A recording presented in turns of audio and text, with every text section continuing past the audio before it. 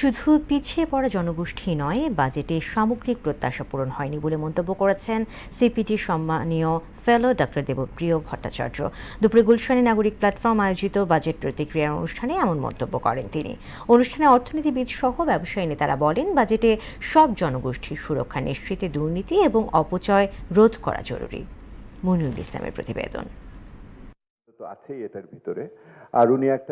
2025-26 অর্থ বছরের প্রস্তাবিত বাজেটে কি পেল পিছিয়ে পড়া জনগোষ্ঠী? এ নিয়ে বহুপাক্ষিক অংশীজনদের নিয়ে বাজেট প্রতিক্রিয়ার আয়োজন করে এসডিজি বাস্তবায়নের নাগরিক প্ল্যাটফর্ম।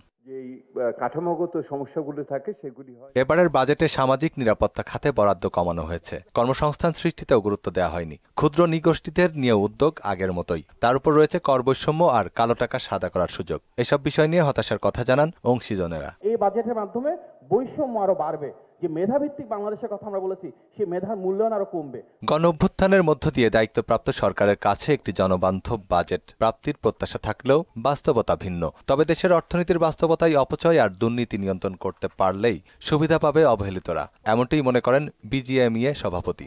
সিস্টেমটাকে প্রপারলি ইউজ করা যায় তাহলে এখানে পাওয়ার সুযোগ আছে, সেটা হচ্ছে এই অপচয় কমানো এবং দুর্নীতি কমানো। কর কাঠামোয় বৈষম্যের অভিযোগ করেন অর্থনীতিবিদরা। অর্থনৈতিক মুক্তির লক্ষ্যে গতানুগতিক বাজেটকে সুযোগ হারানো বাজেট বলে মনে করেন অর্থনীতিবিদরা। যারা অনেক উপরের আয় আছেন, 6 লাখ টাকা মাসে, সেখানে তাদের জন্য 2-3% বাড়বে। তাহলে আমরা যদি বৈষম্য হ্রাসের কথা বলি, এসডিজি 10 এর কথা বলি, তাহলে সেটা তো হচ্ছে না। কর ব্যবস্থার মধ্যে একটা সংস্কার দরকার। পরোক্ষ কর যদি বেশি থাকে তাহলে সংখ্যাগরিষ্ঠ মানুষের উপরে চাপটা বেশি পড়ে। দেবপ্রিয় ভট্টাচার্য বলেন, সাম্য আর সংস্কার বিরোধী এবং বৈষম্যমূলক এই বাজেট আগামী দিনে অর্থনৈতিক ক্ষতকে আরো গভীর করবে। এই বাজেট সংস্কার বিমুখ বাজেট হয়েছে।